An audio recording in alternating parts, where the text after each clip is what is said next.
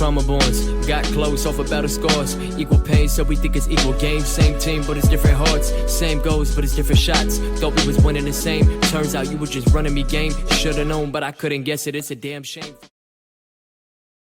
What's going on, everybody? We're back on another episode of Hoop MCs, brought to you by myself, Hassan. Unfortunately, my co-host Naseem wasn't able to join me on this one, but that's all right. The show must go on as usual. This week, we will be discussing, kind of giving you my take on the top 5 players so far in the league for the MVP for the 2020-2021 season. Without further ado, I'd like to jump into it. So just kind of going based off of just looking through stats and team performance. I didn't really dig too deep. I didn't want to make this too complicated. And it kind of follows sort of the same narrative and theme that we've seen over the years. So at number 5, I got Domantas Sabonis from Indiana Pacers. Domantas Sabonis has been under the radar for several years, and he's actually having one of his best seasons statistically. I have it pulled up over here. He's averaging almost 21 points a game, 11.3 rebounds, and if I'm not mistaken, this is going to be a career year in assists if he keeps it up. He's averaging almost about 7 assists a game. The Indiana Pacers are also 4-2, and several teams are as well in the league. And so he's going to get recognition for the race for the MVP this year. And so that's kind of who I have at top 5, or at the number 5 spot, excuse me. At number 4, I have James Harden for the Houston Rockets. Now, there's obviously been a lot of drama surrounding him leading up to the season as well as in the beginning. However, James Harden, when push comes to shove, he shows out, and he's done that through the first 3 games in which he had played this season. It's a bit of a small sample size compared to most of the players in the league, just because of the circumstances the Rockets were in, having that first game pushed, and only playing 4 games. As the Rockets playing 4 games, James Harden has played in 3 of the 4. They're currently at the moment 2-2, but James Harden has been balling out, and we've seen that in the first game against the Portland Trail Blazers where he dropped 44 points, and they almost went on to win that game, being shorthanded, not having John Wall or Eric Gordon or Boogie Cousins. But just to kind of take a look at James Harden's stats, he's averaging 37 points a game so far. He's also averaging about 38 minutes played. He's shooting also lights out. This is probably his best season so far in terms of, I think it is actually his best season statistically so far. Scoring-wise, shooting-wise as well. Numbers are up on true shooting percent. He's also shooting from downtown extremely well at 46%. And, it's a small sample size, and a lot of people are slept on the Houston Rockets this year. And we've kind of seen this year in, year out. And then James Harden has gone out to shut up the critics and to perform beyond their expectations. And so leading the league in scoring, and just based off historically what he's done in the past, I would expect the same volume production-wise from James Harden to continue. And so he deserves to be mentioned in this list. So at number 3, we have Chris Paul. The weird thing about Chris Paul is that this is the worst season statistically that he's had in his career. He's aging. He's, if I'm taking a look at his age right now, he is, what is his age right now? He's almost 36 years old. He's playing for the Phoenix Suns. He was obviously traded in the offseason from the Oklahoma City Thunder. However, the reason why I have him so high in this list at number 3 is because of the eye test. Now, while I believe that, while I am a firm believer in statistics kind of telling the whole story, they don't necessarily tell the absolute whole story. Chris Paul obviously joined the Phoenix Suns this season, and they're currently tied with the Philadelphia 76ers for the best record in the league at 5-1. Any casual fan knows that the Phoenix Suns haven't really performed up to their expectations.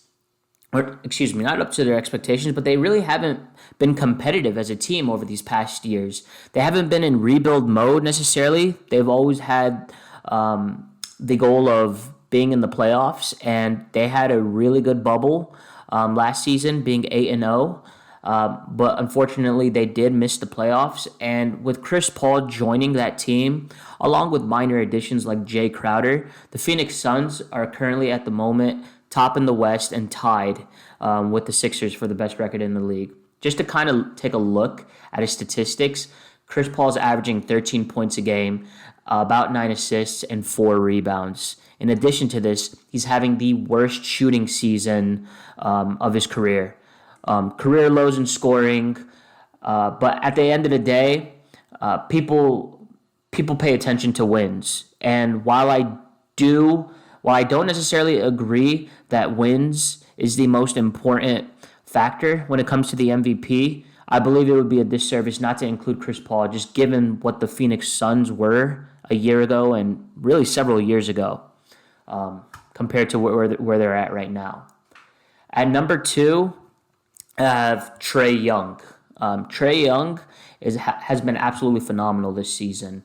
He has the Atlanta Hawks sitting at 4-2. Several teams are, as I mentioned, currently 4-2 in the league. And the Hawks had high expectations coming into the season, and Trae Young has not disappointed. So he's been balling out. At the moment, he's averaging 28 points a game, about 8 assists, and about 4.5 rebounds as well. As far as shooting-wise goes, he is shooting the ball fairly well at 45%, and from 3, it's 36%.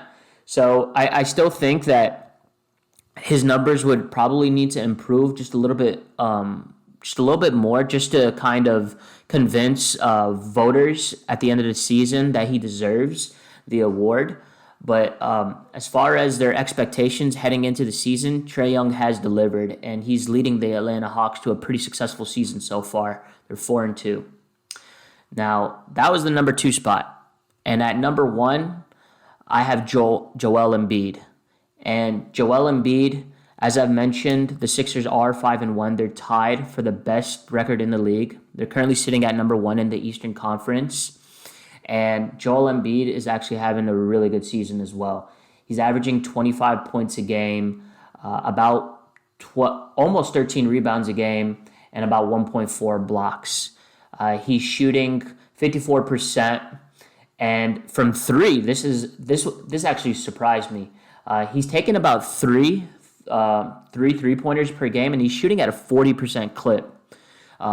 We obviously know the direction the league is heading with big men shooting from outside. So Joel Embiid is by no means a one-dimensional player. He can play inside and outside, so he poses a threat to the defense. And Joel Embiid, specifically what he's been able to do for the Sixers and having them at the top in the Eastern Conference, knowing how loaded that conference is with Milwaukee Bucks, the Miami Heat, the Boston Celtics, the Raptors, and the Nets, etc. It's been pretty impressive, and that's the reason why I have him at number 1. So just to recap, Domantas Sabonis at number 5, James Harden at number 4, Chris Paul at number 3, Trae Young at number 2, and Joel Embiid at number 1. And so that is my top 5. Currently, the race for the MVP for the 2020-2021 season. It's obviously an extremely small sample size, and things will eventually sort of normalize as the season progresses. But I kind of like this idea of doing this kind of through a couple weeks into the season just to see how the race shifts. I think it's a pretty fun idea. So let me know what you guys think in terms of my list. Who do you guys got in your top 5? I did debate about certain players being considered, like LeBron James, CJ McCollum, or Jaylen Brown. Jaylen Brown's having an absolutely monster year so far, but it is a small sample size. I don't think he'll keep up with that production. And LeBron James just hasn't really impressed me. He's averaging lows in terms of scoring, under 24 points a game. And we all know that LeBron James kind of doesn't play at the highest gear when it comes to the regular season. He usually picks it up in the playoffs. But in terms of who's the best player, this isn't by no means saying that Joel Embiid is the best player in the league. I just believe that he deserves to be mentioned as number one so far in that race. So, like I said, let me know what y'all's list is for top 5. We are on YouTube. Make sure you subscribe if you haven't already subscribed. We're on Spotify and Apple Podcasts in the event that you guys aren't really visual people. If you guys like listening or have a preference to listening, we are on Apple Podcasts and Spotify. So I'll make sure to tag that in all our social media platforms. Go ahead and follow us on there on Instagram and Twitter. And until the next episode, I appreciate y'all for tuning in. Thank you. Trauma bonds, got close off of battle scars. Equal pain, so we think it's equal games. Same team, but it's different hearts. Same goals, but it's different shots. Thought we was winning the same. Turns out you were just running me game. Should've known, but I couldn't guess it. It's a damn shame.